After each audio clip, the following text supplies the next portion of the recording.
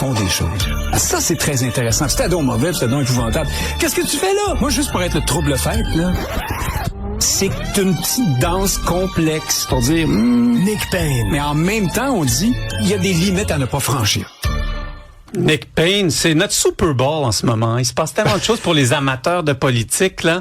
Écoute, je te laisse... J'espère que ça ennuie pas les autres comme moi quand c'est le Super Bowl qui suit pas particulièrement. Ouais, non, effectivement. Non, mais c'est tellement important, il faut comprendre. C'est notre plus grande dépense, hein, à tous, la bibite politique, hein. Nos impôts, ça nourrit ce monstre-là. Donc, tu sais, s'y intéresser, c'est quand même important. Et là, oui, comment il disait ça? Occupez-vous de la politique, sinon la politique va s'occuper de vous.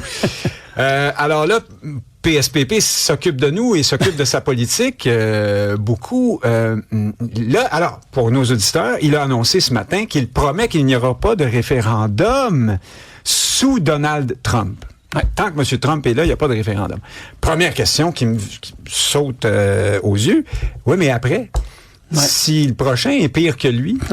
Si, alors certains vont dire, voyons donc, c'est impossible, mais je sais pas, moi, évidemment, dans la méthode, ce sera sans doute différent. Là. M. Trump, c'est un ovni, c'est une vedette de télé-réalité, un troll, une espèce d'hurluberlu, mais sa politique pourrait très bien continuer, et surtout, les effets de sa politique pourront peut-être continuer. Qu'est-ce qu'on va faire si on nous dit que, il y a finalement, on est en crise économique, en récession à cause des tarifs, on a perdu des emplois ici, il y a des usines qui ferment là.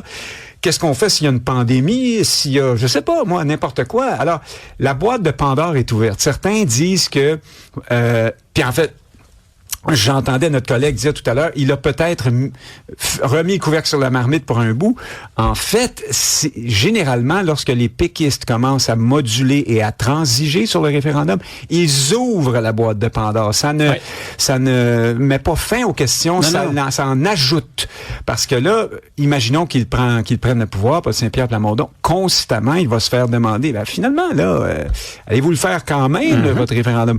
Et si vous le faites pas, allez-vous vraiment faire un après, ou peut-être que vous allez continuer de maintenir le moratoire sur le référendum pour d'autres raisons? Ses adversaires vont dire, attention, il y a des plans cachés de référendum plutôt que prévu. D'autres vont dire, vous voyez, ils sont en train d'essayer de mousser leur option et de créer les conditions gagnantes, donc ils ne prennent pas les décisions qui devraient se prendre.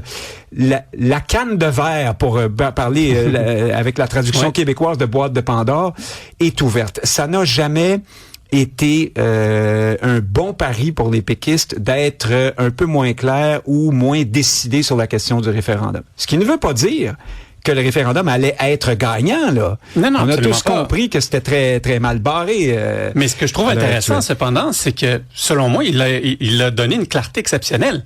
Parce que s'il est élu, majoritaire ou minoritaire, il est élu en 2026 jusqu'en 2030, et il dit qu'à partir de février 2029, il va pouvoir repenser au référendum. Donc, on le sait que dans la fenêtre du février 2029 à la fin de son mandat en 2030, il va avoir un référendum. On s'entend, là. C'est-à-dire qu'on sait que maintenant, il nous dit que ça sera dans cette fenêtre-là. Mais, comme je te dis, il peut y avoir des raisons qui vont le faire changer d'idée. Après, on est à nouveau dans la valse du calendrier référendaire. Comment ça se fait qu'on en est là? Évidemment, parce que dans le cas actuel, les péquistes font le calcul que là, c'est pas gagnable, et même pire, ça pourrait peut-être les empêcher d'accéder au pouvoir. Mais fondamentalement, si on prend un peu de recul, souviens-toi de la promesse de Bernard Landry, un référendum dans 1000 jours, de Lucien Bouchard, quand les conditions seront gagnantes. René Lévesque, lui, voulait gouverner d'abord, faire un bon gouvernement pour faire le nettoyage, remettre les choses en ordre après les mandats des libéraux.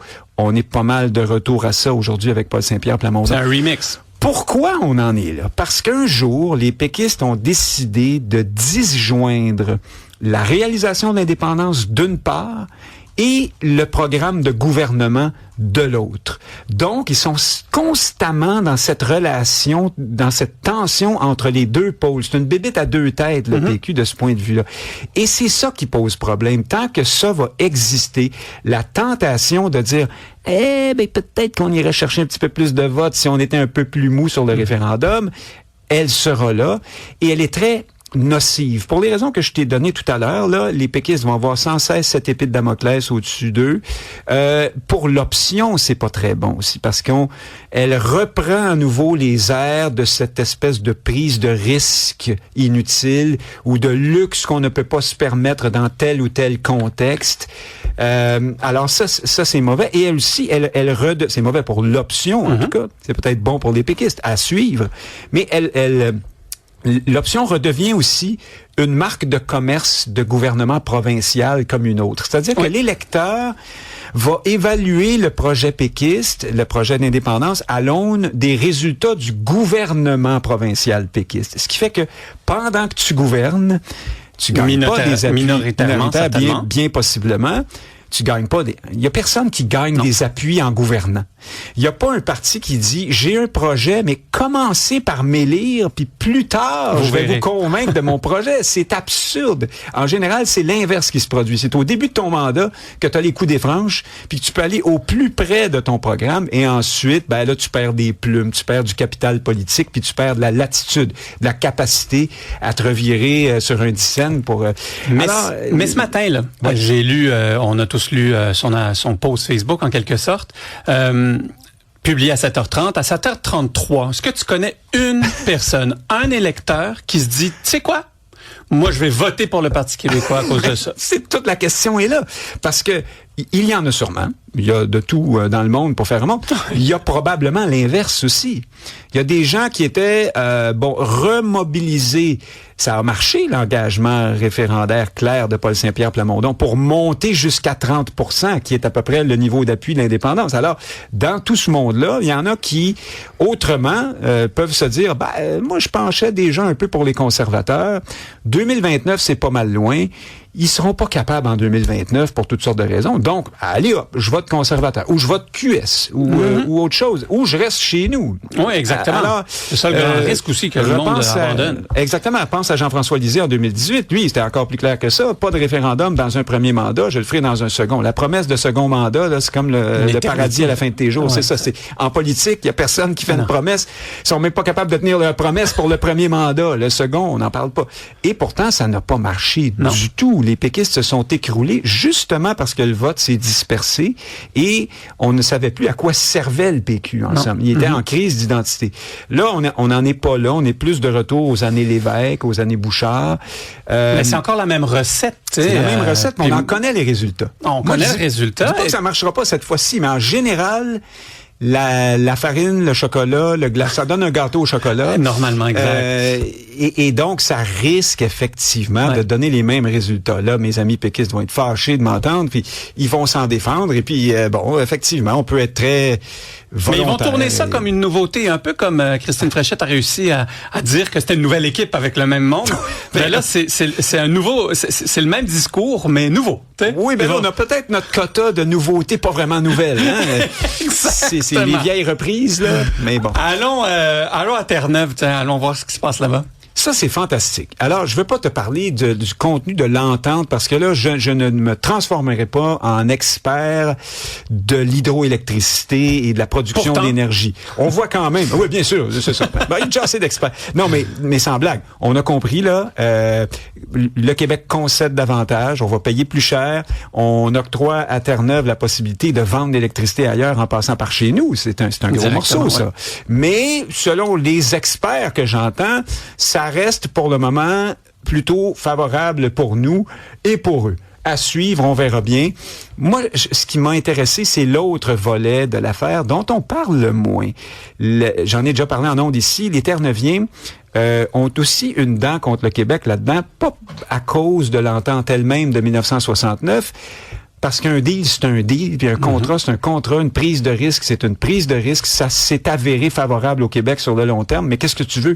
C'est comme ça. J'ai compris d'être fâché, mais c'est aussi parce qu'on n'aime pas être dépendant du gros Canada français qu'est le Québec. Il y a une question culturelle ici. Absolument. On n'aimait pas être soumis à la volonté des Canadiens français du Québec. Et l'image d'hier, à ce titre-là, est extraordinaire et c'est un changement de paradigme. C'est pas Mme Fréchette et le premier ministre de Terre-Neuve tout heureux qui signe Non, c'est M. Carney devant le petit pupitre sur lequel c'est écrit « Nous bâtissons un Canada plus fort », en anglais d'abord et en français ensuite. Et derrière, t'as les deux subalternes. Et là, t'as M. Carney qui annonce tout fier qu'au Canada, on fait les choses comme il faut. Et puis, t'as notre gérante provinciale et le gérant de la petite province à côté, qui est toute petite à côté du Québec. Il faut le rappeler, là, les sommes qui sont impliquées là-dedans, c'est la manne pour Terre-Neuve. C'est un gros montant d'argent par rapport à leur budget. C'est environ 70 milliards de revenus potentiels.